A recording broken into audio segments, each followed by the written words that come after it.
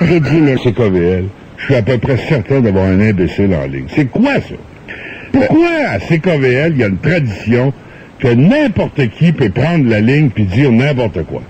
Moi, je t'avoue franchement que à tes précédents, qu'on décidé depuis quelques mois de représenter des entrevues que je fais d'affaires l'après-midi, parce que je n'ouvre plus les lignes, parce que moi, je suis pris des fois, souvent, l'après-midi, je peux pas y ouvrir parce que les gens me parlent de certains congédiements et de personnes et tout ça. Je comprends pas. Ils veulent te parler de Roger Drolet qui est plus là. Ben, il y avait rien qu'à avoir des auditeurs, ils sont encore là. Bon.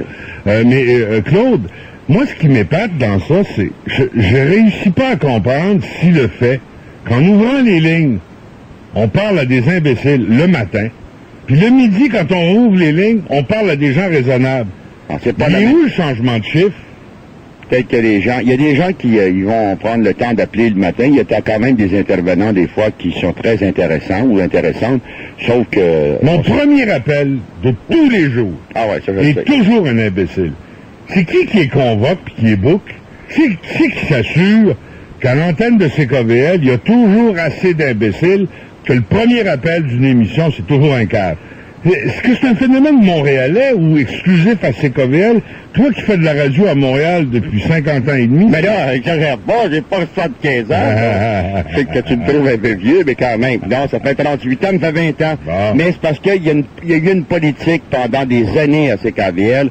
Les émissions du matin, c'était des lignes ouvertes. C'était des lignes ouvertes. N'importe qui dit n'importe quoi, n'importe quand. Et c'était, vous avez quelque chose à dire, c'est un sujet libre, appelez, c'est ça. Alors, on a cultivé ça pendant de nombreuses années, et quand arrive avec une émission qui va être structurée, qui ne permet pas à tout le monde de pouvoir passer pour dire des folies et des platitudes en ondes ou dégabiller sur du monde, là, c'est pas facile, le changement de cap. Et tu l'as vécu et tu le vis. Ah, je le vis tous les matins. Moi, je fais mon émission du matin avec mal au cœur, des grands matins de temps. J'essaye. Le petit talent que j'ai eu dans la vie, ça a été de parler avec le monde à la radio d'une façon intéressante. Pas pour ceux qui appellent, pour ceux qui écoutent. Et là, je n'ai que des affaires.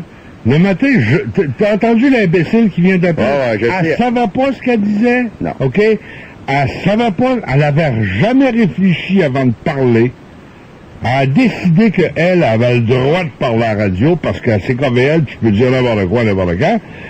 Elle appelle à CKVL, elle nous sort des platitudes, t'essayes de parler avec, tu dis, bon, OK, vous venez d'affirmer ça, là, on va essayer de voir si ça tient l'eau. Là, elle répète les mêmes folies. Là, tu reviens avec un autre argument, puis une autre question, elle répète les mêmes folies. Tu poses une question, elle répond à l'autre. Donc, c'est manifeste. Puis elle est excitée en plus. Ah, c'est un autre phénomène à CKVL. Tout le monde parle fort à CKVL. Je comprends pas. Deuxièmement, quand on parle en ondes, j'ai appris ça depuis que je travaille avec toi. C'est une chose que j'avais pas retenue. C'est un privilège par la radio. Oui. C'est pas juste parler avec Arthur ou parler avec Poirier ou parler avec un autre. Il y a, comme dans ton cas, toi, tu as plus de 100 000 personnes qui t'écoutent le matin. Alors là, le gars qui est dans sa voiture, puis je le sais, j'en ai des commentaires. Je vois sur la route tous les matins.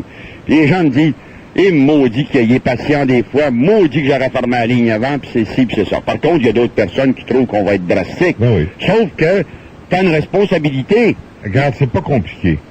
La radio ne se fait pas pour ceux qui y participent, elle se fait pour ceux qui appellent. C'est vrai. Quand les gens de Jacques Duchesneau nous disent, nous autres, on parle pas avec l'émission d'André Arthur parce qu'il parle à Gaëtan Rivet, tant pis pour eux, on leur doit rien. On leur offre une occasion, ils choisissent de pas la prendre. Et si Jacques Duchesneau ne veut pas venir dire à la radio le bien qu'il pense de lui-même, on va trouver quelqu'un qui dit du mal de lui. C'est pas compliqué, il y a toujours de la place à trouver des gens qui ont quelque chose à dire. J'ai suivi ton idée. Pas de problème. Tu m'as dit un samedi, parce que Duchesneau avait refusé de venir à l'émission, tu as dit, tu poseras la question à l'auditoire, si Jacques Duchesneau était assis dans le studio à côté de toi, quelle sorte de questions vous y poseriez? Il n'a mangé une maudite. Hein? Épouvantable. Ça a été épouvantable. Même des gens de l'organisation m'ont avoué qu'il aurait dû y aller. Parfait. Et s'il était venu, les gens auraient été gentils avec. Ouais. Mais, bon, en tout cas, tout ça pour dire que la radio, puis travailler à la radio, c'est pas un droit non plus, c'est un privilège. Et la seule façon pour toi et moi, et Roger Drolet, de garder nos jobs et de garder notre accès au microphone, c'est d'être intéressant, de réussir à convaincre les auditeurs qu'on l'est et de faire des choses intéressantes qui font que les gens nous écoutent. Quand les gens ne nous écoutent pas, on n'a plus de job. C'est simple, c'est une règle que tout le monde accepte. Il n'y a rien qu'Howard Stern. Lui, il avait des auditeurs, il fait son job pareil à Montréal. Ouais, tu as vu sa déclaration? Ben, c'est ça. Lui, il nous assimile aux Français de France. Ben oui. Il a peut-être pas tort tout le temps. Ouais. Peut-être qu'il a tort, mais on lui a jamais expliqué. Toi, qui étais un gars de Québec pendant des années, qui est emmené à Montréal faire l'émission du matin, mais tu as l'avantage de travailler également pour l'auditoire, le Média Québec. Est-ce que tu as trouvé une différence entre l'auditoire? Ça m'a toujours impressionné, moi, l'auditoire entre Québec et Montréal. C'est très différent. Et c'est ce que je te dis, là. À Québec, tu parles à la radio, ben tiens ta tuque, là, si t'as rien à dire, là, ils sont pas fins avec toi. À Montréal, tu peux appeler et répéter la même chose que les 5 personnes précédentes ont dit, et tu te penses habilité à le faire, autorisé à le faire, encouragé à le faire. Il y a une grosse différence. Et il y a une autre chose aussi. À Québec, les gens plongent peut-être plus facilement en disant « Ouais, moi, je vais parler à la radio, j'ai de quoi dire, j'ai de quoi raconter, je sais de quoi que les autres ne savent pas. » À Montréal, il y a comme un snobisme. Il y a comme un snobisme en disant « Ben voyons, je m'en vais quand même pas aller magasiner sur la rue Wellington, ça. Je m'en vais quand même pas par la radio. » Ce que les gens D'un coup, les gens me reconnaissent.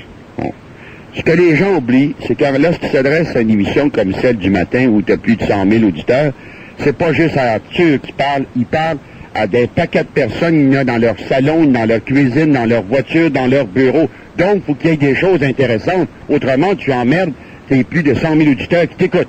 On reproche aux Canadiens de Montréal de mettre sur la patinoire devant 15 000 personnes des gens qui forcent pas fort. Mais quand quelqu'un m'appelle, comme la pauvre fille qui a appelé tantôt pour me parler de Don Philippe, mais elle n'a rien à dire. Elle n'a rien à dire. Elle appelle parce que le téléphone est là, puis elle sait le numéro par cœur. D'ailleurs, elle nous a rejoint avant que je donne le numéro en ondes. Ce qui est très caractéristique.